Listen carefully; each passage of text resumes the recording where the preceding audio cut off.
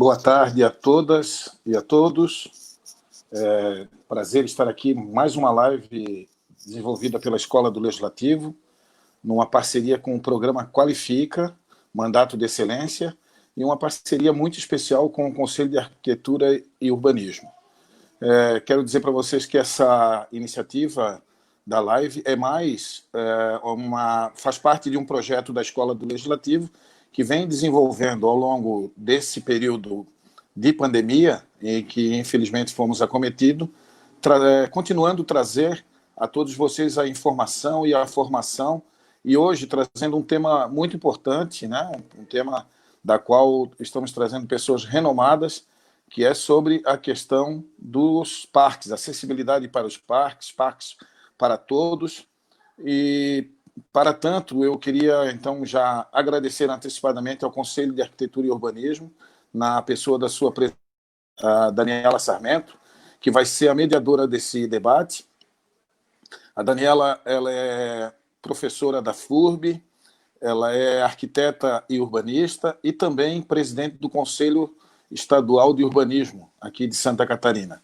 Então, Daniela, em nome da Escola do Legislativo, do presidente Júlio Garcia, da Assembleia Legislativa, e da deputada Marlene Fengler, da Escola do Legislativo, nós queríamos agradecer muito essa grande parceria que nós temos feito com o Conselho de Arquitetura e a oportunidade que você nos deu de trazer esses renomados debatedores para o dia de hoje. Um abraço, uma boa live para todos vocês. Obrigada, Paulo. Eu que agradeço, né, a oportunidade de estar aqui hoje com vocês e também para a gente estar com a presença dos nossos convidados para estar discutindo, então, a pauta dos parques acessíveis, né? Eu estou aqui, então, na condição de presidente do Conselho de Arquitetura e Urbanismo e tenho a tarefa hoje à tarde de fazer a mediação, né, dessa apresentação, para a gente aprofundar um pouco mais as possibilidades que nós temos de construir nas nossas cidades espaços inclusivos, né? Trazendo aí o tema da acessibilidade para todos. Então, eu gostaria, para a gente não perder muito tempo nessa introdução, para partir para o próximo passo, que é ouvir os nossos convidados, eu gostaria de fazer aqui a apresentação, né, dos nossos convidados de hoje, que é a jornalista Lívia Allen, que ela é assessora de comunicação e ponto focal de gênero do UNOPS, do Brasil, e coordenou a publicação, então, que nós vamos estar apresentando hoje aqui, Parques para Todas e Todos, e é idealizadora também da campanha digital Mulheres na Infra, que é uma campanha muito interessante que a UNOPS desenvolve aqui no país. Então, em parceria também com a ONU Mulheres. E na sequência da apresentação da Lívia, a gente tem também o Rodrigo Góes, que é coordenador do projeto do Instituto Semeia, e trabalhou na Secretaria de Parcerias Estratégicas da Prefeitura de Porto Alegre, onde coordenou, então, a estruturação dos projetos para o Parque Harmonia e também o Parque Orla, né, de Curitiba.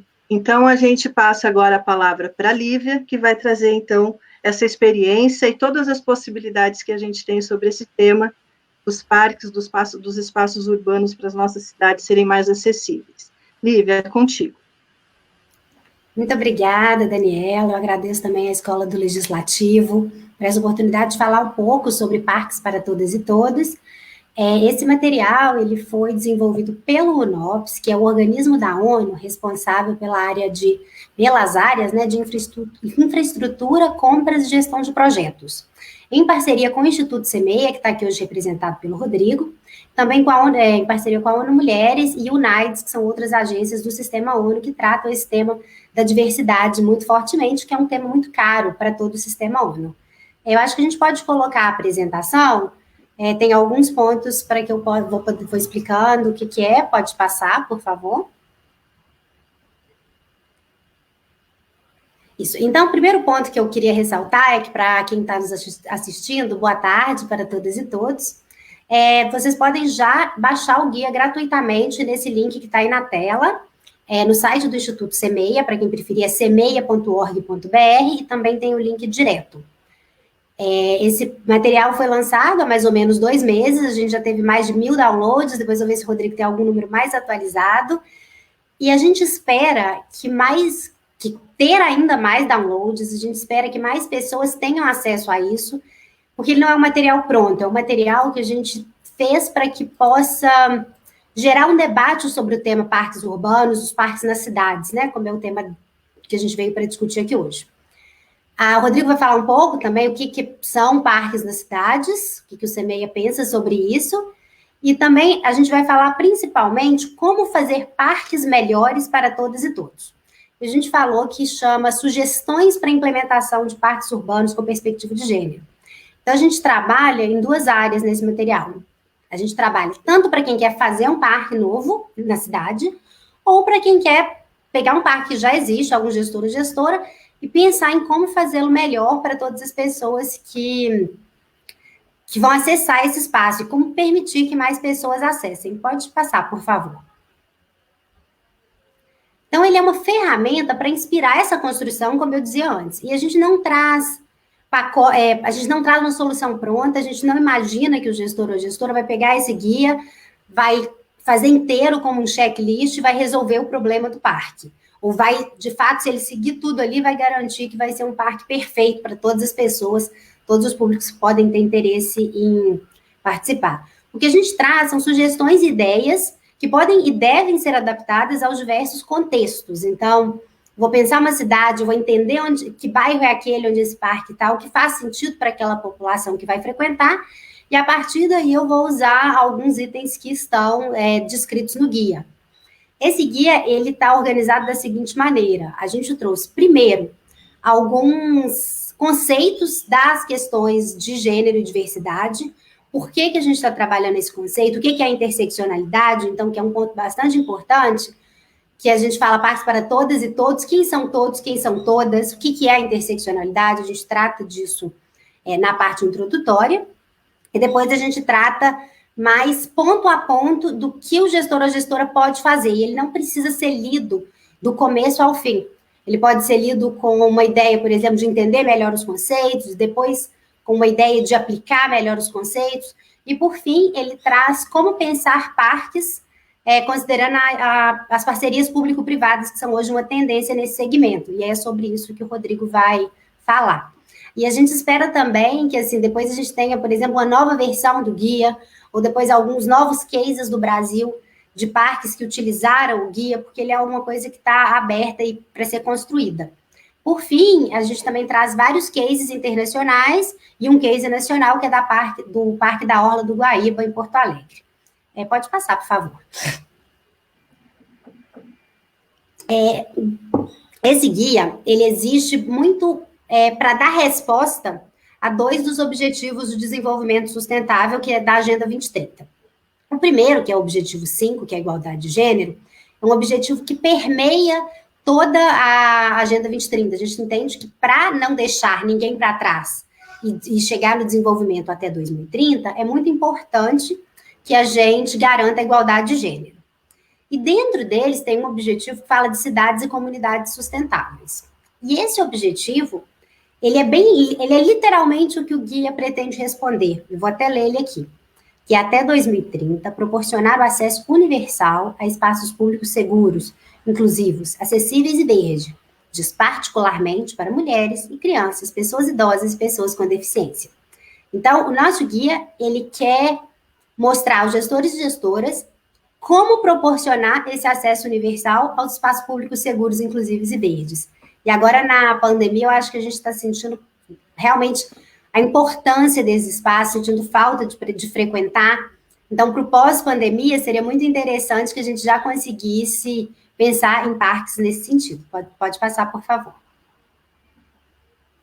Como eu dizia antes, então agora eu vou entrar na parte prática do guia, do que deve ser feito. Eu quero que as pessoas saiam daqui, hoje as pessoas que estão nos assistindo, capazes de começar a refletir sobre o tema, capazes de pensar, eu quero ir lá no guia olhar exatamente o que eu posso fazer com o parque da minha cidade, ou eu quero falar com a área técnica, com a prefeitura, com a Secretaria de Parques, com a Secretaria de Meio Ambiente, enfim. Eu quero falar que eu vi isso e que essa ferramenta está pronta, é uma ferramenta simples, com linguagem acessível, que tem o objetivo, um olhar que, assim, os técnicos e as técnicas que atuam nessa área vão poder pegar, ter ideias, aplicar essas ideias, ter novas ideias a partir disso e trazer um espaço melhor para todas as pessoas. A gente trabalha 8 dimensões e eu vou falar brevemente sobre cada uma, explicando um pouco o que pode ser feito. Eu lembro que, assim, assistir essa live não exclui a leitura do guia, ao contrário, a ideia é que, a partir daqui, vocês tenham interesse em ler o guia e aplicar o que tem nele. Pode passar, por favor. Então, o primeiro ponto, ele é essencial para todos os que virão depois, que é a participação. Por que ele é essencial? Porque a gente, como eu dizia antes, a gente entende que os parques, eles precisam responder às necessidades daquela população que vai frequentá-lo, que vive ao redor dele. Então, o que a gente sugere, por exemplo? Em um parque que ainda não existe, reuniões de planejamento, convidar públicos diversos, organizações da sociedade civil, as associações de bairro daquele espaço, entrevistar as pessoas, por exemplo, num caso de parque que já existe, que frequentam o parque. O que você sente falta quando vem nesse parque? Ou entender por que as pessoas vão a este parque, o que elas estão buscando ali, o que pode ser melhorado. Pode ser que em um parque X, as pessoas, numa entrevista, a gente descubra assim, eu gostaria que tivesse um cachorródromo. E aí muitas pessoas vão lá para passear com os cachorros e talvez um cachorródromo fosse necessário para esse parque. Como é que a gente vai descobrir essa necessidade de um parque? Todos os parques necessitam um cachorródromo? Tem que avaliar. Então, por isso que, assim, permitir a participação das pessoas é muito importante para garantir que vai ser o melhor parque possível para quem vai frequentar. Outros 2 pontos, e esses valem, assim, tanto para o processo de construção de um parque, quanto para quando o parque já existe, que é disponibilizar informações para a população. Então, o que vai ter nesse parque? Ou o que já tem neste parque? Tem algum serviço pago? Se sim, qual o preço? E manter canais abertos, porque é muito simples manter um canal aberto hoje. A gente pode pensar, por exemplo, um número de WhatsApp em que as pessoas daquela cidade podem dizer, olha, eu fui, o banheiro estava sujo, ou a grama está sem cortar, ou gostei muito que tem uma opção X de restaurante, ou fiquei muito satisfeita com alguma coisa. Então, é muito importante que a gente mantenha esse diálogo constante com a população durante todo o processo, toda a existência desse parque, por assim dizer. Pode passar, por favor. E agora a gente vai falar de trabalho e liderança. A gente tende a pensar nos parques como um espaço de lazer. Que a gente vai para se divertir, que a gente vai para quando não está trabalhando. Porém, os parques, eles são um espaço de geração de renda para muita gente. Eles são um local de trabalho para uma parte importante das populações nas cidades. Então, o que a gente pensa com isso? Que é importante que as pessoas vejam o parque como um local para fomentar a igualdade entre as pessoas, como um espaço que não só vai servir para o lazer de alguns, mas vai servir para o desenvolvimento da cidade. E quando a gente pensa sobre essa perspectiva, a gente dá algumas sugestões que podem ser pensadas pelas prefeituras, pelas empresas administradoras de parque, enfim. Que é pensar na paridade de gênero, que é ter a mesma quantidade de homens e mulheres nos cargos de gestão, principalmente, mas também no corpo técnico, e pensar um corpo técnico diverso, que é um corpo técnico que vai ter pessoas com deficiência, população LGBTI+, pessoas idosas, enfim, a infinidade de diversidades que a gente tem no mundo. Assim, já foi provado que empresas, por exemplo, mais diversas têm mais lucro. Então, assim, parques mais diversos vão conseguir olhar melhor para a diversidade que existe entre os frequentadores se forem administrados por um corpo técnico mais diverso, por exemplo. Então, assim, incentivar a candidatura de pessoas desse tipo de grupo, ou de grupos socialmente excluídos, as vagas que tem de trabalho ou de concurso nesse espaço, pensar em contratar fornecedores que tratam desse assunto, que levam a sério a questão da diversidade. Outro ponto que é bem importante, e que conversa muito com o que eu falei anteriormente, que é pensar o parque como um espaço de fomento à renda e às atividades econômicas na cidade, que é promover a participação de pequenos negócios liderados por mulheres, pessoas negras, pessoas com deficiências, pessoas LGBTI+, que foram os grupos que eu mencionei antes. Vamos pensar aqui um exemplo. Em uma cidade X, que tem populações migrantes de diversos locais e que talvez seja uma população com situação econômica pior nesse contexto, porque, se vou falar dos migrantes recentes, vamos supor que tem uma população importante de haitianos e venezuelanos. Que tal, talvez, fazer uma feira de comida de imigrantes ou ter espaços destinados à comida dessas pessoas? Isso vai trazer diversidade, isso vai gerar renda para elas e vai gerar renda para a cidade, portanto. Pode passar, por favor.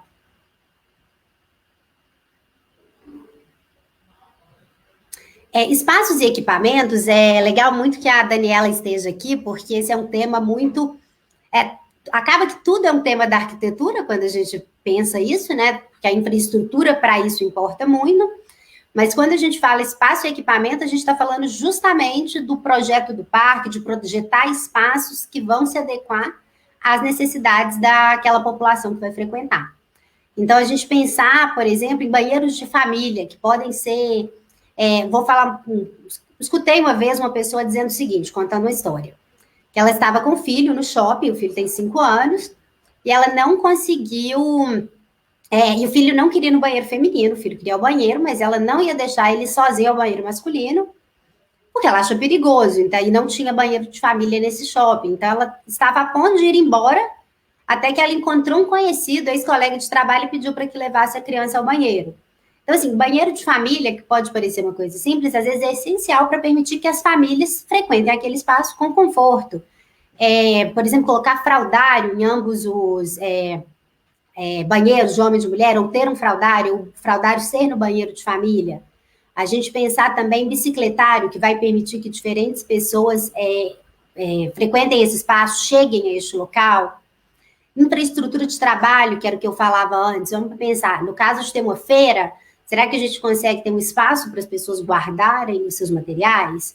Ou será que a gente consegue ter barraquinhas mais fixas, em condições melhores, para que elas não fiquem expostas a sol, chuva, e tenham melhores condições de trabalho?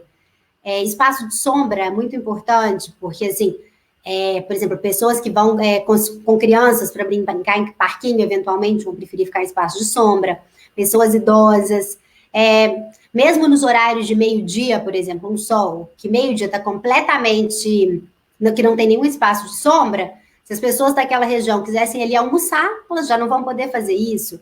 Então, a gente amplia as possibilidades de uso de parque quando a gente pensa nisso.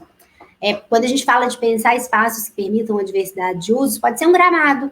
Um gramado, ele permite piquenique, ele permite leitura, ele permite alguns jogos, ele permite que crianças brinquem, corram. Então, a gente sempre pensar o parque, que eu acho que a pergunta principal que a gente precisa fazer é: quem vai frequentar esse parque?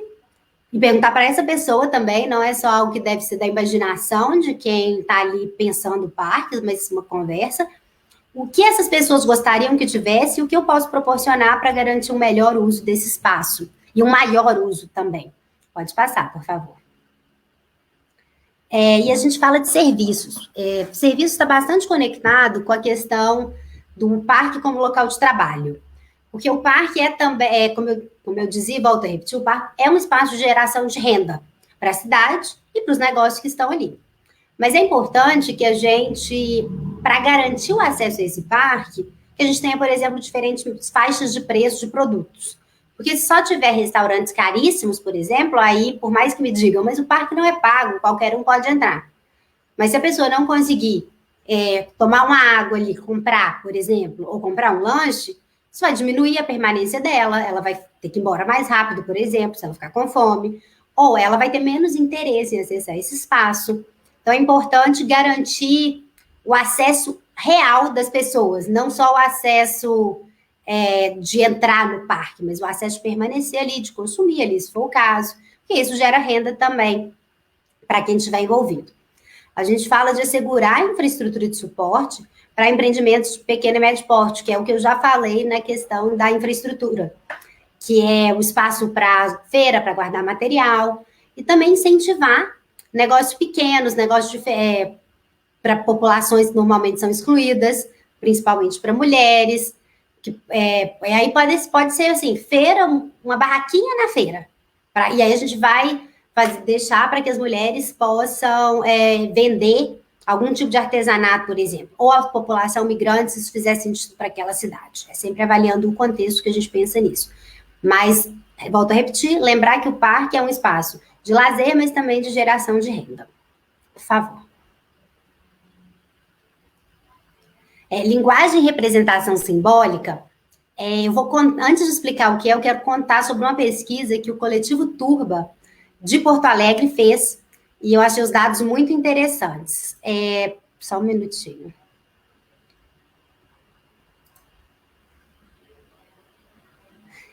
Em Porto Alegre, segundo a pesquisa que elas fizeram, 9,6% dos logradouros totais da cidade levam o nome de mulheres, 0% dos parques e 7% das praças. Isso em uma cidade que, no censo de 2010, tinha uma população feminina de 53%. Eu acho que só esse dado já mostra que, assim, é importante olhar para a linguagem de representação simbólica. E o que é isso?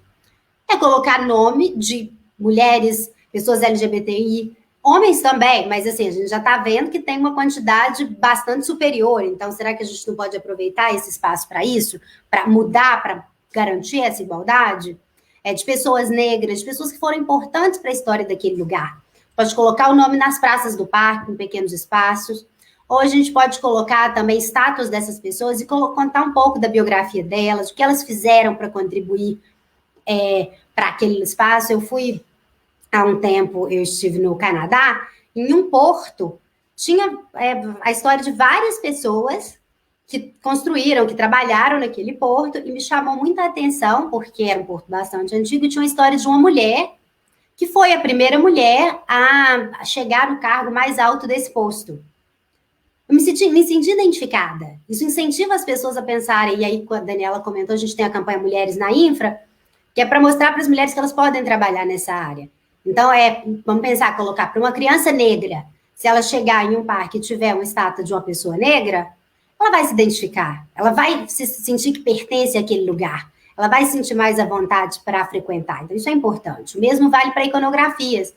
A gente pensar as placas dos parques, por exemplo, que não vão repetir estereótipos ou que não vão reforçar estereótipos, e, ao mesmo tempo, como oportunidade para mostrar a diversidade dessa população que frequenta o espaço. Por favor, pode passar. A mobilidade é um tema essencial quando a gente fala de parques, e principalmente quando a gente conversa sobre a questão da cidade, do acesso à cidade. O primeiro ponto é pensar que, assim, o parque é um espaço que as pessoas, em geral, vão andar, mas que elas têm que chegar até lá. Então, um ponto importante são calçadas. Calçadas que podem passar carrinho de bebê, pessoas que usam cadeiras de roda, pessoas com compras. Eu moro em Brasília, e assim, da minha casa até a feira que eu vou com carrinho de compras, e a calçada eventualmente é ruim, às vezes está subindo grama, isso já atrapalha o meu acesso. Nos parques isso também pode acontecer, e também pode não acontecer se a gente estiver considerando esses pontos. Transporte coletivo, por exemplo. De que adianta fazer um parque ótimo em um lugar que só se chega de carro? Quem vai poder acessar esse espaço? Qual parte da população? Ou, não, tem ônibus, mas sábado e domingo não tem. Sábado e domingo seriam os dias que as pessoas frequentariam mais os parques. Então, vale a pena revisar as rotas. Ou, na hora de pensar um parque, já pensar que rotas existem, que rotas podem existir. Outro ponto é sobre a questão de segurança dos pedestres e das pedestres. Barreiras para que os carros não entrem, por exemplo. Ao mesmo tempo, estacionamento também, se for o caso, é importante para que as pessoas também possam chegar de carro. Uma sinalização que não vai acabar com as pessoas perdidas no parque, sem conseguir sair, uma localização que seja clara, que seja fácil de seguir, que vai permitir as pessoas chegarem de um lugar a outro do parque. Dependendo do tamanho do parque, será que precisa de um mapa? Pensar tudo isso. Por favor, pode passar. E segurança é um tema que é muito importante, principalmente para as mulheres. Porque, assim, a tendência de as mulheres se sentirem inseguras em um espaço é muito maior que a dos homens. E a sensação de insegurança de um lugar já é um fator impeditivo para a gente frequentar um espaço X ou Y. Então, vamos pensar que a iluminação. Por que a iluminação é importante? Em um parque, por exemplo, que a ideia é que as pessoas pratiquem esportes. Se não tiver iluminação em toda a pista de corrida e também no lugar que essa mulher vai precisar passar para ir ou voltar, para acessar esse lugar, ela já vai ficar com medo, já vai ser mais difícil que ela frequente. Então, pensar uma iluminação em todo o espaço é bastante importante. A visibilidade, que é sobre ver e ser vistas. Então, assim, por exemplo, cortar as árvores, manter a vegetação aparada para não correr o risco de essas mulheres, ou dessas pessoas em geral, mas mulheres em especial, de ter um ponto cego no parque, ou na hora da corrida, por exemplo, como eu mencionava antes, evitar as ermas. Às vezes não é nem no parque, mas se tiver lotes vagos em volta do parque, isso já pode trazer um problema, já pode aumentar o risco. Então, é importante que as prefeituras ou as administradoras de parque considerem isso, tenham isso em conta, saibam onde estão, como evitar. Outro ponto essencial, e que hoje, inclusive no contexto de várias manifestações das questões de racismo contra a população negra, é pensar em equipe de segurança treinada para a diversidade. Como que essa equipe de segurança aborda as pessoas de diferentes tipos que vão participar, vão frequentar esse espaço? Inclusive, sobre isso, eu trouxe um dado que, segundo... Só um minuto. Uma pesquisa do Instituto Locomotiva, junto com a Central Única de Favelas, 94% dos entrevistados de uma pesquisa responderam que pessoas negras teriam mais chances de serem abordadas de forma violenta pela polícia. Como que a gente vai evitar que o parque tenha uma situação assim, considerando a sua segurança? Treinando as pessoas que vão estar ali, explicando as questões da diversidade. Também promover diferentes usos para que as pessoas estejam presentes. Então, assim, um espaço com mais pessoas é um espaço mais seguro, um espaço frequentado em diferentes horários.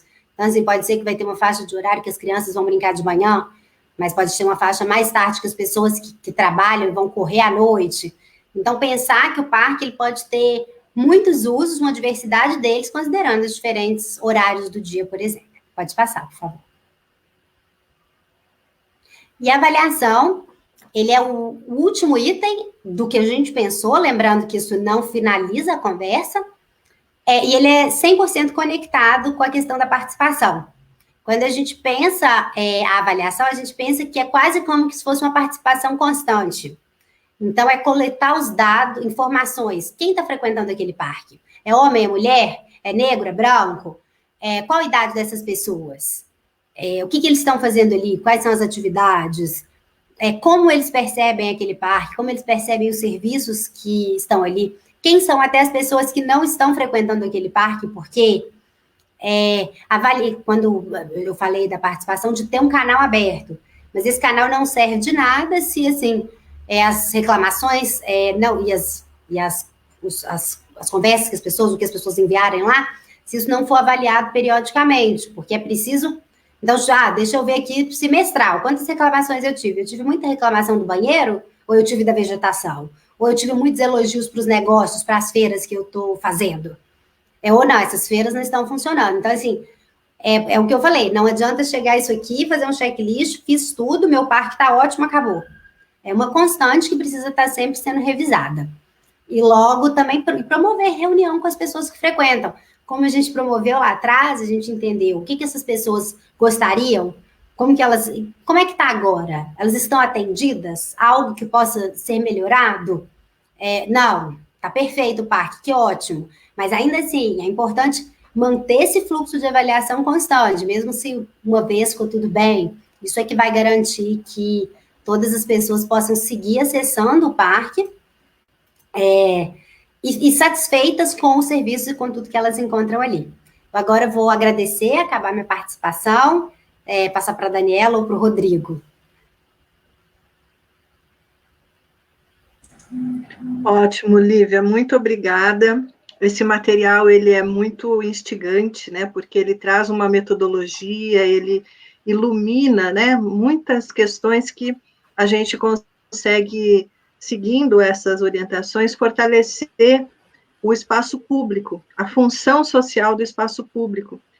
Então, é muito rica essa contribuição, a gente tem aí uma oportunidade um aprofundamento, né, nas condições de como fazer isso ser mais potente, e a defesa da diversidade e da participação. Então, agora eu vou passar para o Rodrigo, e depois a gente volta para fazer alguns comentários, e também eu queria aqui destacar a presença de todos que estão nos acompanhando, agradecer, né, a quem está assistindo a nossa live, e agora a gente passa para o segundo momento da apresentação, que é a apresentação do Rodrigo.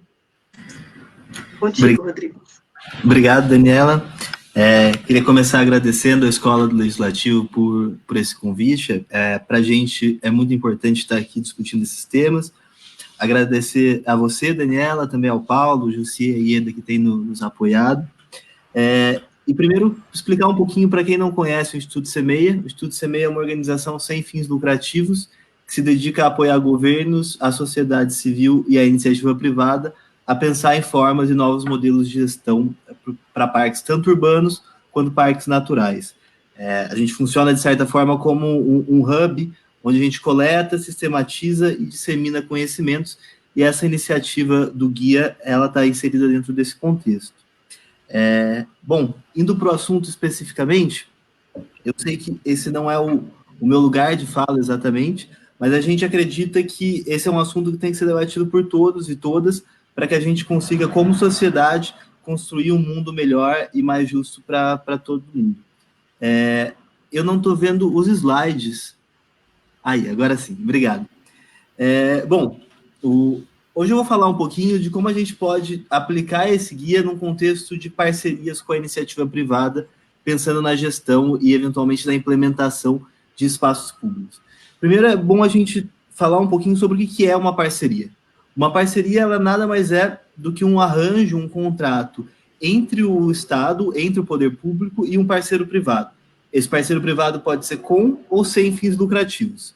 Então, esse arranjo, ele é guiado com base em um contrato, em um documento que dita a regra do jogo, digamos assim, que dita quais são as obrigações do parceiro, quais são os seus direitos, quais são os seus deveres, como vai ser feita a fiscalização e etc. Então, uma parceria, ela não é de forma alguma uma venda de um ativo público, nem permanente, nem temporária, ou uma carta em branca para que o parceiro privado faça qualquer coisa dentro desse espaço. Mas ele é, sim, um contrato rígido, onde o poder público estabelece os objetivos que deverão ser perseguidos nesse espaço. Então, hoje eu trago um pouco como a gente pode pensar nessas recomendações dentro das etapas de estruturação de um projeto de uma parceria público-privada, falando no sentido amplo.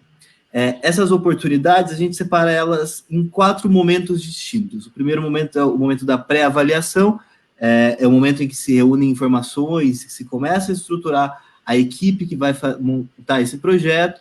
Depois a gente passa para a estruturação em si, que é o momento em que todas essas informações são estudadas e são transformadas em um contrato, que é levado para o próximo momento, o terceiro momento, que é o momento da licitação.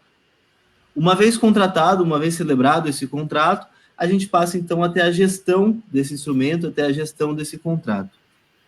Então, eu vou passar brevemente por todas elas, colocando como essas recomendações, que a Lívia tão bem explicou anteriormente, podem ser aplicadas nesse contexto de parceria. A etapa de pré-avaliação, eu falei rapidamente, mas a etapa de pré-avaliação, ela é aquele momento em que a gente começa a se pensar, começa a desenhar o objeto dessa parceria.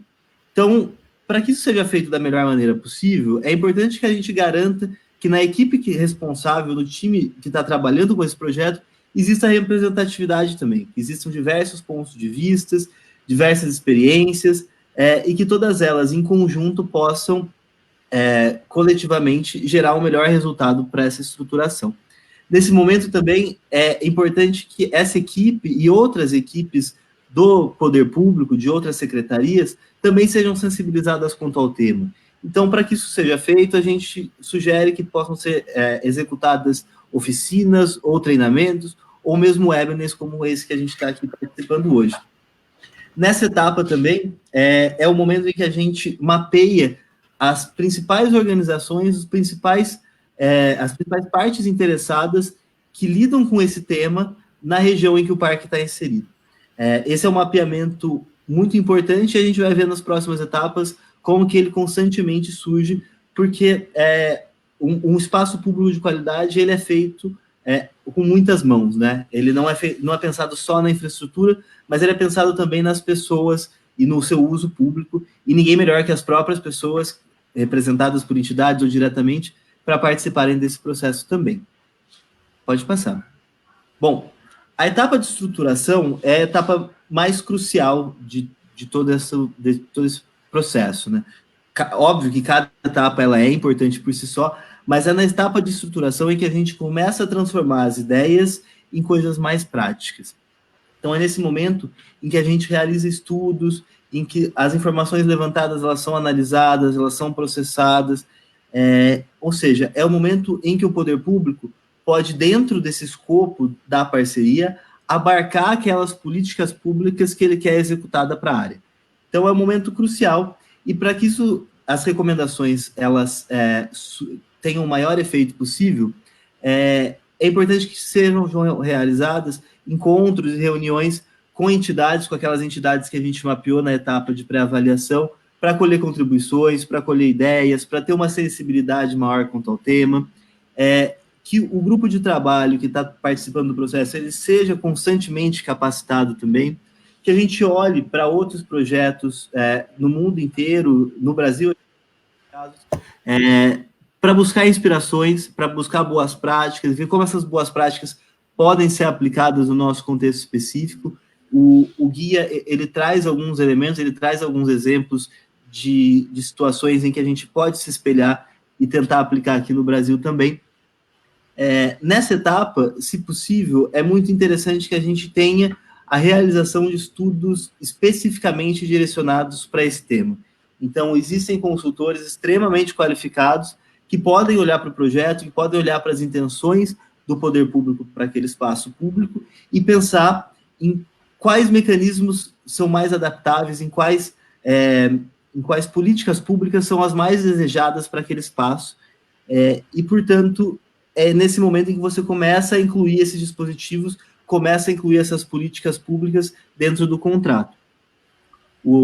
Para fechar essa parte da estruturação, e aí relacionando muito com o que a Lívia comentou sobre a avaliação, existe nos contratos de parceria a figura dos indicadores de desempenho. Os indicadores de desempenho, eles são uma série de índices que mensuram o grau de satisfação do serviço prestado pelo parceiro. Muito normalmente, esses indicadores eles são atrelados também a incentivos financeiros, ou seja, quanto melhor o desempenho da concessionária, menos ela paga para o poder público ou maior é a verba que ela recebe no caso de uma parceria com o terceiro setor.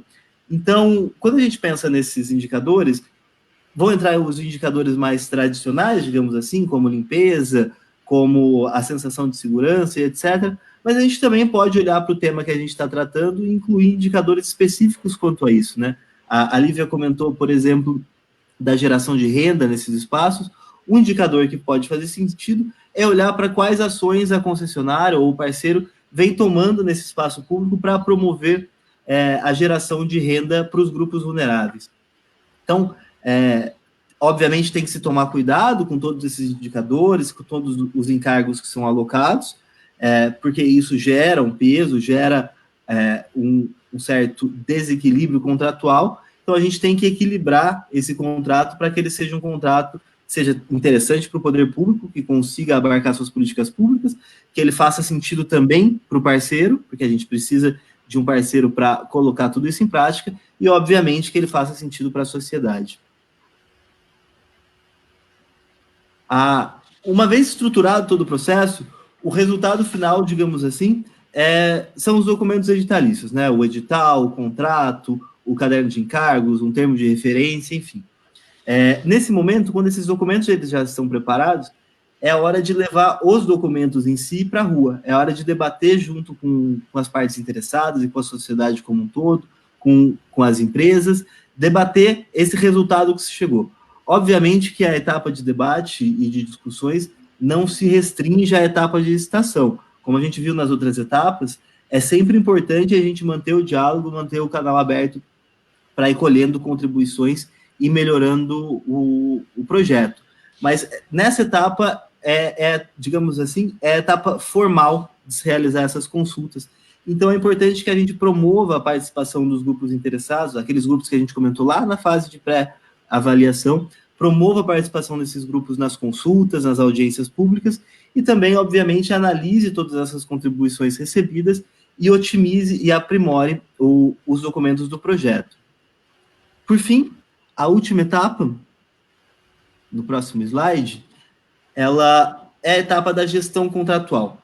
É nesse momento, portanto, em que a gente vai olhar para todo o processo que foi feito, que culminou no contrato, passou pela licitação, foi selecionado por meio de concorrência pública ou do chamamento público, o parceiro privado, e aí a gente está com tudo pronto e aquilo começa a operar. Então, tudo aquilo que foi pensado, que foi discutido, passa, então, a entrar em operação, passa a ser implementado. Nessa etapa, obviamente, a gente precisa verificar se todas as obrigações contratuais elas estão sendo cumpridas pelo parceiro, e caso elas não estejam sendo cumpridas, que sejam implementadas as medidas de penalidade. Durante a gestão contratual, e essa é a etapa mais longa do projeto, porque esses contratos costumam ter um prazo relativamente grande, nessa etapa também faz sentido e é importante que sejam realizados encontros com as partes interessadas, para também ouvir se tudo aquilo que foi pensado está sendo de fato implementado, se os resultados estão sendo satisfatórios, se existem alguns pontos de melhoria que podem ser feitos. E, por fim, é comum, às vezes, a gente contar com comitês da sociedade civil para ajudar na fiscalização e no aprimoramento de parques. Aqui em São Paulo, a gente tem os conselhos gestores dos parques, que têm um papel muito relevante na cidade. Quando a gente tiver esses comitês, é importante que a gente olhe para eles também do ponto de vista da diversidade, né? Então, que a gente busque garantir que exista equidade de gênero dentro desses comitês também. Bom, aqui eu passei um pouco rapidamente por todas essas etapas. Eu sei que aí em Santa Catarina tem um projeto muito interessante, que é o projeto da Marina Beira-Mar Norte, em Florianópolis. É um projeto que a gente tem olhado bastante. Então, é um projeto de parceria, é uma concessão, e, enfim, são momentos em que a gente consegue, trabalhando dentro de parcerias com o setor privado, com os sem fins lucrativos, abarcar políticas públicas de interesse de toda a sociedade dentro desses projetos. É isso, muito obrigado. Muito bom, pessoal. Então, a gente agora abre para a nossa conversa, né, discutir um pouco esse material que vocês trouxeram. Eu queria fazer alguns apontamentos, iluminando algumas questões que esse material alcança. Primeiro, eu gostaria de falar sobre essa necessidade, inclusive do momento que a gente está agora, né, da pandemia, de ressignificar a importância dos espaços públicos das nossas cidades, né? Eu acho que a gente está vivendo uma experiência de isolamento, e quando não estávamos no isolamento, como que nós nos relacionávamos com o espaço público e como que esses espaços públicos são disponibilizados, né? A gente sempre percebe que é um desafio sempre complexo a gente conseguir defender o espaço público, né, no desenho da cidade, e fazer a gestão, né, do espaço público. E a gente parem os espaços públicos disponíveis na cidade. Então, essa realidade, né, do abandono do espaço público, e agora a gente vivendo nesse momento de pandemia, a gente tem esse olhar distante, podendo ressignificar, e esse material traz a importância de buscar soluções, né, de buscar uma possibilidade, as possibilidades de fomentar e buscar mais engajamento, para que a gente possa ter essas cidades mais disponíveis e com conforto e segurança, porque muitas vezes o que afasta as pessoas do espaço público é a dificuldade de usar esse espaço público, né, desconectado muitas vezes, sem seja entrar a cidade e desse arranjo de governança, né, que envolve todos os setores, né, a possibilidade da participação público-privada, dos comitês sociais, eu acho isso bastante importante, porque o espaço público acaba sendo é a manifestação de todos, né, sendo um parque, uma praça, uma rua, enfim, todo o espaço coletivo da cidade, né. Então, ele vem ajudar a gente a reforçar a necessidade que são para a transformação, né, dessa sociedade, a importância do espaço público ser possível de ser acessível, né.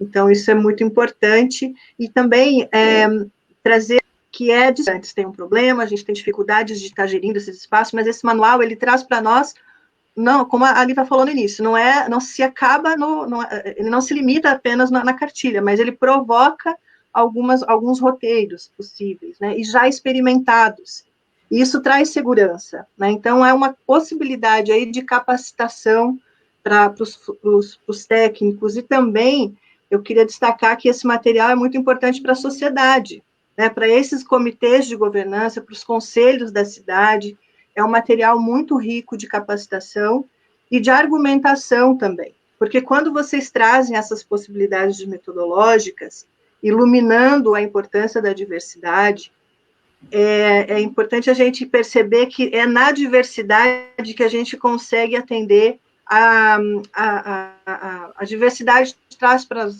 nós as possibilidades que um grupo apenas não consegue ver, né? E ela está diretamente ligada à capacidade de engajamento. Então, se na metodologia de concepção de um parque, de um espaço público, a gente consegue envolver a sociedade na sua diversidade, quando esse espaço fica pronto, ele tem um senso de pertencimento, de sentido público, que vai ser emancipatório para todos. E quando esse parque vem pronto, de cima para baixo, reduzido no debate, as pessoas muitas vezes têm dificuldade de se apropriar. Então, eu acho que essa metodologia, ela reforça a importância da participação social, da governança ativa, né, e dessa capacidade de gerir a cidade de uma forma mais democrática. Então, a gente está falando de diversidade e de espaços democráticos também, que é a função pública das nossas cidades, né? E essa questão do parque, em especial, eu queria fazer significa os espaços públicos de lazer ou da diversidade de atividades, né? Para outra pública, é uma cidade que tem um programa de parques ou um sistema de espaços públicos para manifestação do corpo dos encontros sociais, sabidamente que são cidades que conseguem ver diminuído, né, os seus problemas de segurança, os seus problemas de depressão, os seus problemas de saúde, muitas vezes. Uma cidade que se exercita sistematicamente gerido por uma política pública, estratégica, é uma cidade mais saudável, né? E não é mais saudável na perspectiva da visibilidade, ou de ter um espaço, uma paisagem a se apropriar, mas é na atividade do cotidiano, é uma cultura. Então, a gente estruturando os parques das nossas cidades, criando sistemas de espaços públicos com esse tipo de engajamento que vocês trazem, a gente tem aí um roteiro potente de transformar as cidades, né, para um modelo onde as pessoas são ativas, quando elas conseguem, porque eu queria encerrar falando que os espaços públicos são espaços pedagógicos, são espaços de cidadania. A criança que se desenvolve num espaço público de qualidade vai ser um adulto com boas experiências e com valores e afeto com essa cidade. Então, os parques estão esquecendo esse material nesse momento, né, que a gente está vivendo a pandemia, muitos preparou o espaço público, ele pode ser um grande trunfo para a nossa retomada, para o nosso desenvolvimento, né? Então, acho que esse material ficar disponível aqui em Santa Catarina é uma grande alegria para nós. Eu queria agradecer a disponibilidade de vocês de virem da Lívia, que esse material está disponível. Quanto mais downloads nós conseguirmos sensibilizar e alcançar, será melhor, né? Então, é essa também é uma perspectiva que o Conselho de Arquitetura defende, né, a importância desse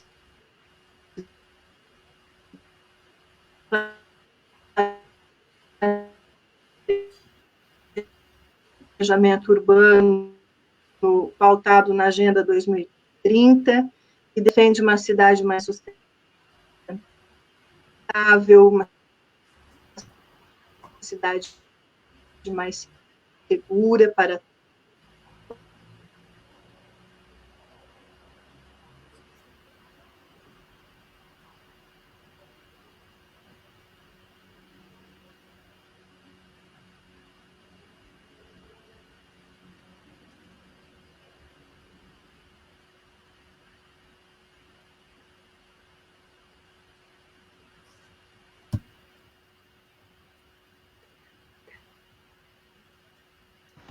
Perdão, estão me escutando agora? A Daniela está com um probleminha na internet, tá? Então, enquanto ela volta, eu vou passar algumas perguntas para vocês, ok? E aí ela volta com o que ela estava falando ainda. Assim, a gente pode dar uma continuidade também aqui no nosso debate. Primeiro, eu só apresentar para as pessoas que estão assistindo, eu sou a Ieda, eu estou aqui nos bastidores, auxiliando nos slides, auxiliando em todas as conexões aqui que fazem essas lives acontecer. E, bom, a primeira pergunta, claro, eu sou estagiária de jornalismo, isso já é bom falar, então eu não tenho conhecimento a respeito do assunto, eu estou aqui aprendendo junto com vocês, então eu vou realmente soltar a pergunta para vocês, assim, vocês podem se organizar e ver qual que é a melhor opção aí de resposta, tá? A primeira pergunta, inclusive, ela é minha. Quem olhou ali no comentário, eu fiquei muito curiosa sobre isso, que é como que a privatização dos parques, ela impacta no lazer das comunidades. A gente sabe que tem alguns parques aqui, até em Florianópolis, que estão começando a ser privatizados, tem esses movimentos, e eu queria entender de vocês como que isso pode realmente impactar na vida das pessoas que moram ao redor desses parques. Eu vou passar primeiro a palavra para a Lívia, e aí depois o Rodrigo, se quiser, também pode complementar aí.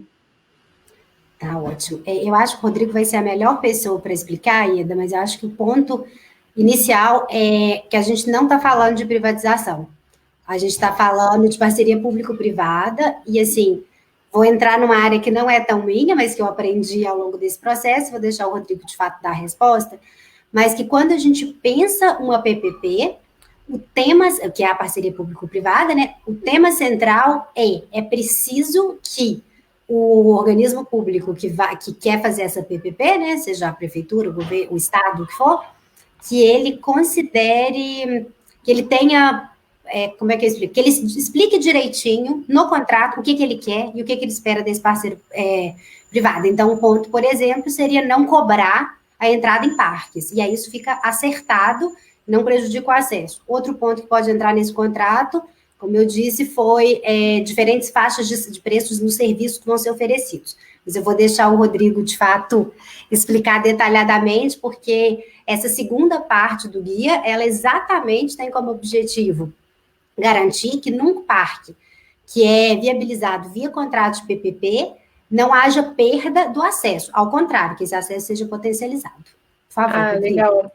Só antes de passar para o Rodrigo, a Daniela conseguiu voltar, então eu vou sair daqui, vou deixar com a Daniela, a gente já fez a primeira pergunta sobre a privatização, agora o Rodrigo vai responder, que pelo jeito ele que entende um pouco melhor sobre essa parte, e gente, qualquer coisa, estou por aqui, estou adorando acompanhar a live de vocês, qualquer coisa é a gente que pode me chamar, tá? Obrigada. Certo, muito obrigada, tá?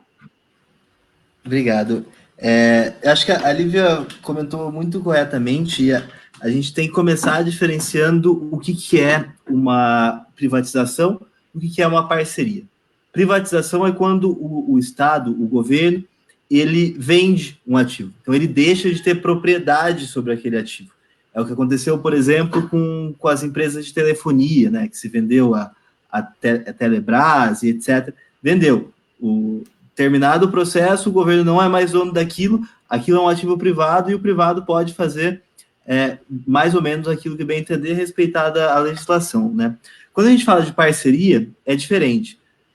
Na parceria, o governo, o Estado, ele não perde a propriedade do ativo, o ativo continua sendo um ativo público. Então, quando a gente fala de uma parceria em um parque, o parque ele não deixa de ser público, ele continua sendo um espaço público de propriedade da prefeitura ou do governo, qualquer que seja, e é esse governo quem determina aquilo que pode ou não pode ser feito dentro desses espaços. Então, essa é a primeira diferenciação, né? A gente não conhecemos casos de privatização de espaços públicos nesse sentido, né? Porque a partir do momento que você privatiza um espaço público, ele perde completamente sua característica de espaço público e passa a ser um espaço privado, mesmo que ele tenha acesso público, né? A gente está falando aqui dessas parcerias, quando o governo continua dono e quando o governo determina quais são as condições de operação daquele espaço. E aí, falando dessas parcerias e olhando para o impacto que elas geram, elas possuem o potencial de gerar impactos muito positivos. No Brasil, a gente ainda está iniciando um processo de intensificar essas parcerias, não temos ainda uma experiência muito larga, mas a gente tem alguns casos muito interessantes que eu acho que vale a pena a gente trazer para mostrar um pouco do impacto dessas parcerias. O caso que me chama bastante atenção é daqui da cidade de São Paulo. Acho que aqui o município de São Paulo e a prefeitura de Porto Alegre são, no Brasil, hoje, os municípios mais avançados nesse tema, né? Aqui em São Paulo, a lei que autoriza as parcerias em parques, logo nos seus primeiros artigos, ela é explícita em proibir a cobrança de ingresso de entrada. Então, o parque ele continua com acesso livre, ele continua um espaço público, ele continua um espaço democrático. E aí a gente vai olhando que a concessionária ou o parceiro privado, ele precisa gerar receita dentro desses espaços também para custear a sua operação e, eventualmente, para amortizar os seus investimentos, né? Então, quando a gente pensa nisso, a gente cai nesse medo que a Lívia falou, né? Que, por mais que a gente deixe o parque gratuito, o acesso público, eu posso só ter restaurantes extremamente caros lá dentro, então é um espaço menos convidativo, né? As amenidades disponíveis para os usuários, elas são menores, então o tempo de permanência é menor, a frequência de algumas classes sociais ela é menor. Nesse caso de São Paulo, por exemplo, o contrato ele é explícito em regrar minimamente que sejam dispostos diferentes preços e diferentes faixas de serviço destinado a atender todos os usuários. Isso é medido depois naqueles indicadores de desempenho que eu comentei. No caso específico aqui de São Paulo, e aí só para eu encerrar, esse é um assunto que eu gosto bastante, então se deixar eu falo a tarde inteira, mas aqui no caso de São Paulo, tem a parceria para o Parque Ibirapuera, o maior parque da cidade, um parque fantástico, e junto com o Parque Ibirapuera, o parceiro privado ele também é responsável por operar outros 5 parques da periferia da cidade. E a gente está falando de parque no extremo da zona leste de São Paulo, que fica a 30 quilômetros do centro da cidade, no extremo da zona norte, que são parques que, infelizmente, o poder público não dá a atenção que eles precisam. Então, esse parceiro privado ele tem uma série de obrigações para esse espaço, sejam obrigações do ponto de vista de investimentos físicos, de melhorar o bebedouro de um desses parques, todos os bebedouros do parque estavam quebrados, por exemplo. Então, era um espaço que não era convidativo, tinha alguns problemas de segurança. O parceiro privado ele é responsável por fazer esses investimentos e por colocar dentro desses parques, na periferia da cidade, o mesmo nível de serviço do parque mais importante de São Paulo, que é o Ibirapuera. Então, com isso, a gente não gera um efeito positivo muito grande para o Ibirapuera, para os seus moradores de entorno, mas para a cidade como um todo, porque o Ibirapuera é um parque que recebe visitantes de todos os lugares, inclusive turistas, e gera esse impacto muito positivo também para a vizinhança desses parques menores nas periferias da cidade, que de outra forma não teriam esses impactos. Me alonguei um pouquinho, mas, de novo, eu gosto bastante desse tema. Certo. Então, pessoal, voltando aqui, tem mais uma perguntinha, vamos lá. Poderiam nos falar sobre quais políticas públicas de incentivo podem ser implementadas pelos gestores para a ocupação de forma equânime dos parques? Eu penso que, assim, tudo que a gente traz, Daniela, no guia, isso tem potencial para integrar uma política pública mais ampla.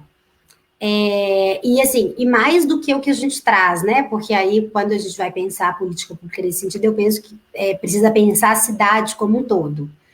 Mas, assim, por exemplo, e não só uma política pública para isso, mas pensar, por exemplo, políticas públicas relacionadas à mobilidade. Quando a gente pensar, a gente precisa pensar no acesso das pessoas aos locais de trabalho, mas também aos locais de lazer, que aí, no caso, pensando o parque como local de lazer, então isso entraria dentro da política pública de mobilidade urbana. A política de segurança, por exemplo, ela pode integrar o que eu falei sobre a questão da diversidade. Então, a gente vai treinar todo o corpo de segurança deste estado para ter capacidade de trabalhar com pessoas de... E, assim, política pública é uma coisa muito ampla, né, para a gente dizer assim, mas, assim, este ponto pode integrar uma política pública maior de segurança e também, assim, ao mesmo tempo, uma política pública para a diversidade. Tudo isso pode estar dentro de uma política pública para a diversidade, que é, assim, garantir a diversidade e a segurança andando juntas, garantir a mobilidade das diversas populações, das pessoas de diversas faixas de renda, porque faixa de renda é uma coisa muito importante dentro de diversidade, quando a gente pensa em interseccionalidade, porque pode até ser que, então, assim, como o Rodrigo falou, dos parques que estão distantes, ou dos parques que estão na periferia, a população que vai acessar esse espaço.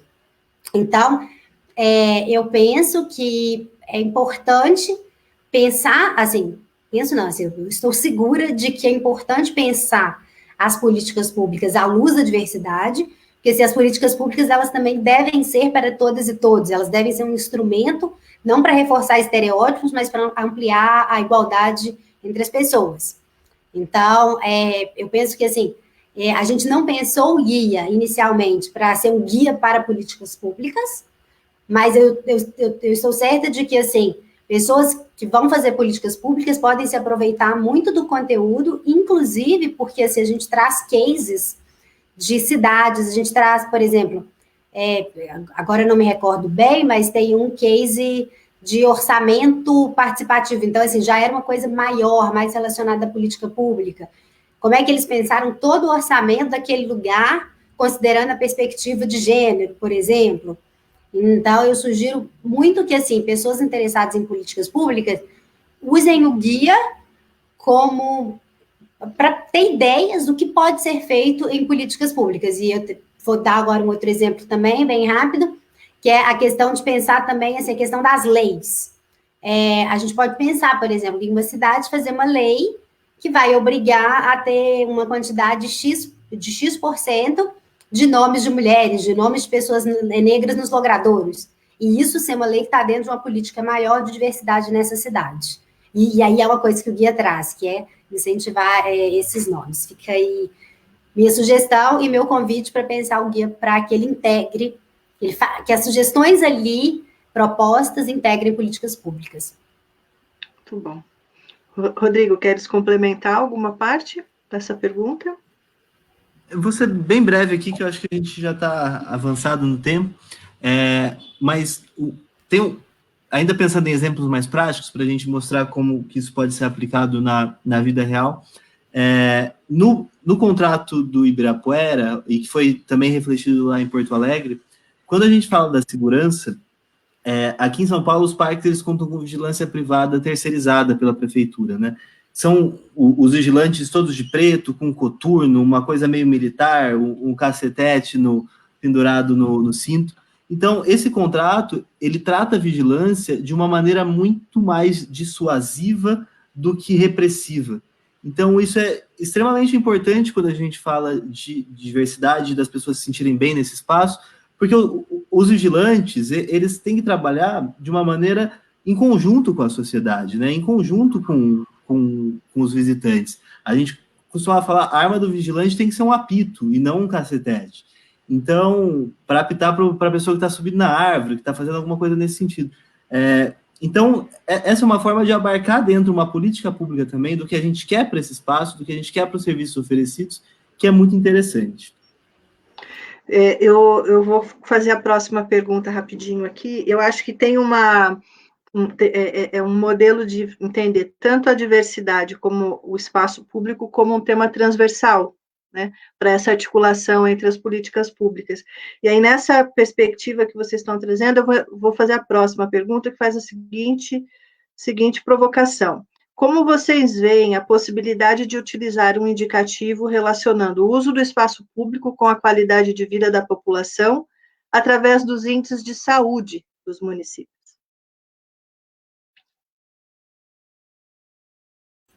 Pode repetir, por favor, Daniela? Aqui, ó. Como vocês veem a possibilidade de utilizar um indicativo relacionando o uso dos espaços públicos com a qualidade de vida da população através dos índices de saúde dos municípios, nos municípios? O impacto, né, do espaço público, um indicativo que traga como que a gente consegue fazer essa relação do impacto do espaço público no indicador de saúde.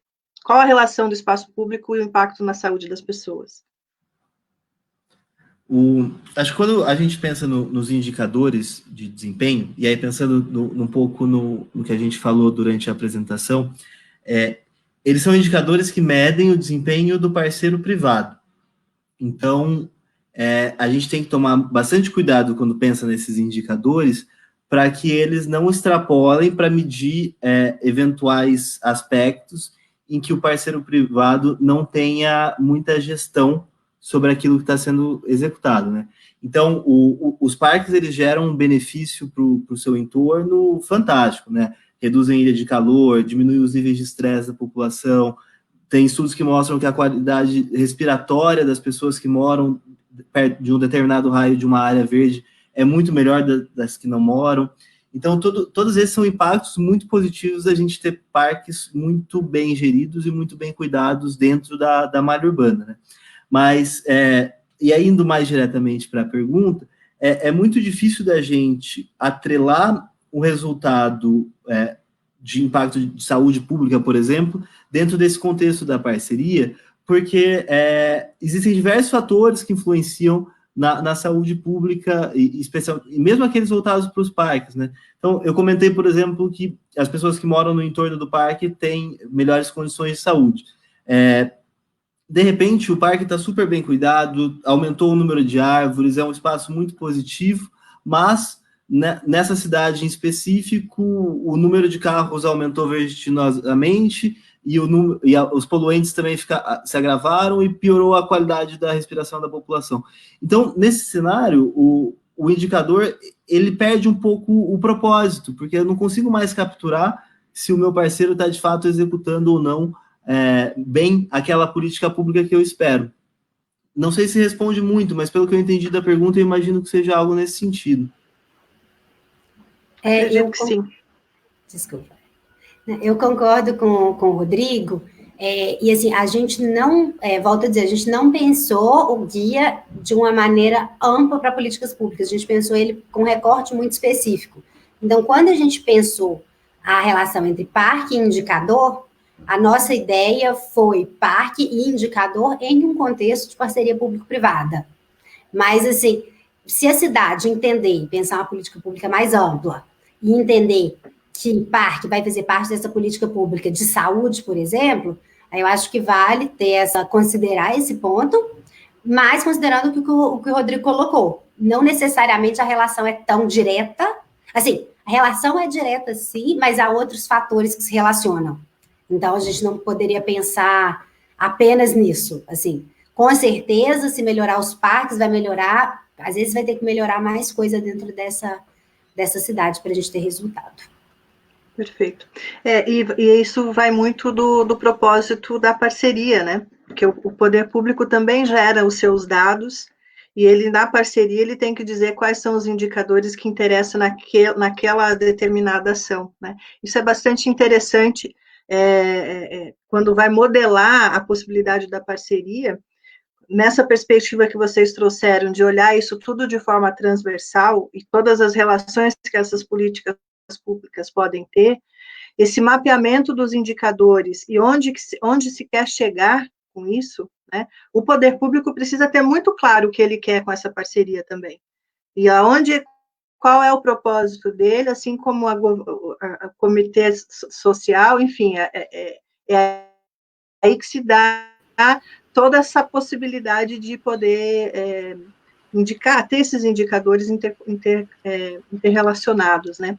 Eu vou fazer a última pergunta e já vou encaminhar para vocês para fazerem a fala final. Agora sim, né, a gente parte para o nosso momento de encerramento. Daniela, e aqui a pergunta é a seguinte. Oi. Daniela, se a gente só puder falar um pouco antes dessa pergunta, é que assim, o trabalho, tanto do UNOPS quanto do CEMEI e nosso em conjunto, é apoiar governos, e aí o Rodrigo pode falar um pouco do trabalho do CEMEI nisso, a estruturar, no caso do CEMEI especificamente, Rodrigo, se eu estiver enganada, me corrija, especificamente a estruturação de parcerias público-privadas para parques. No caso do UNOPS, a gente trabalha, assim, porque isso que você falou é exatamente, uma parceria público-privada, para ela funcionar bem e trazer benefícios para a sociedade, ela precisa ser extremamente bem feita, baseada em estudos, dados, enfim, é uma coisa que leva tempo, não é simplesmente vou fazer uma parceria e vou fazer, porque aí não vai ser bem sucedida. E aí o UNOPS, ele trabalha especificamente com isso, ele apoia os governos interessados em todo o processo de fazer uma parceria, desde estruturar um escritório de parcerias até capacitar as equipes para fazerem parcerias melhores. É importante ter essa apresentação do alcance do trabalho, né? Que tem por trás de todo esse processo. Então, tá, a gente vai agora para a última pergunta e já deixo com vocês as considerações finais, tá? Como sensibilizar o poder público para aumentar a implementação de mais parques? Ou seja, qual a sugestão de vocês para alcançar esse objetivo? A primeira é realizar esse tipo de evento que a gente está fazendo. A gente, inclusive, assim, tem muito interesse em sempre falar sobre o material, a importância dele, justamente para que mais pessoas estejam sensibilizadas. O outro é por meio da participação, que a gente coloca no guia. Então, assim, a população, ela pode, assim, e aí não só os do guia, né? A população, ela tem inúmeras ferramentas, desde as redes sociais hoje, até bater na porta do gabinete e falar, olha, essa cidade tem X parques, X população, isso é X% menor do que o ideal, segundo X. Então, assim, a Daniela falou, e eu reforço que a gente pensa que esse material, ele inclusive pode ser usado para a população, para pressionar e sensibilizar o setor público da importância de espaços como são os parques e fazer parques diversos. A minha sugestão é leiam o guia e depois já procurem todo mundo que vocês votaram e falem, olha, isso existe, isso precisa ser implementado, como que a gente vai fazer? A gente está em um ano de eleição para prefeituras, é um ótimo momento para pressionar os governos, os candidatos e candidatas a se comprometerem com essa causa, que é ambiental, social e tudo mais.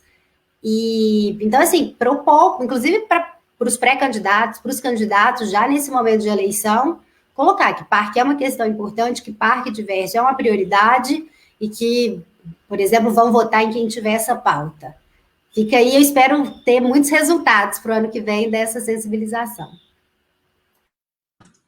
Bom, só para complementar a Lívia, é importante que a gente olhe para os parques dentro de um espaço geográfico específico, tentando entendê-los de uma maneira mais sistêmica. Então, a gente tem diferentes parques para diferentes funções, para diferentes locais da cidade, e para cada um desses parques a gente tem diferentes soluções. Então, tem aquele parque que ele é cabível de ter uma parceria com uma empresa com fins lucrativos, que pode ter esse caso do Ibirapuera de implementar outros novos parques, de criar novos parques. Na cidade de Porto Alegre tem essa experiência agora de se implementar um trecho do parque da Orla do Guaíba sem recurso público, só com investimento privado, um parque público com investimento privado. Tem também aqueles parques que não têm uma viabilidade comercial, digamos assim, então a gente pode pensar nas associações do entorno operando aquele parque, a gente pode pensar em doações de empresas, a gente pode pensar nas adoções, enfim. Existe uma variedade grande de mecanismos que a gente pode usar para melhorar os nossos parques e para criar novos parques. Isso tudo tem que ser olhado de uma maneira sistêmica, né? Não tentando resolver um problema de cada vez, mas tentar olhar para o todo e ter um planejamento para isso. Acho que assim a gente consegue ir ordenadamente criando novos espaços e garantindo que todos esses espaços, os novos e os velhos, eles sejam bem cuidados e bem geridos.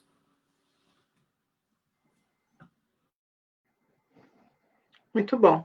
Gente, então nós vamos encerrando a nossa live. Acho que deu vontade de continuar lendo o material, né? Ele está disponível, então, o link ali no material que foi divulgado. recomendamos, então, a todos continuarem esse debate, essa conversa. A gente fica à disposição, né, de todos que estão nos ouvindo. O Conselho de Arquitetura tem trabalhado nessa perspectiva de promover sempre que pode, né, esse conteúdo em defesa dos espaços da cidade. É um tema que é muito importante para nós. E parabéns pelo trabalho de vocês, né, um trabalho muito importante. Quero agradecer novamente a nossa parceria do Conselho com a Escola do Legislativo e essas oportunidades que a gente tem aproveitado quando surge um material tão rico como esse. Então, foi para nós uma grande satisfação tê-los aqui e uma boa tarde a todos.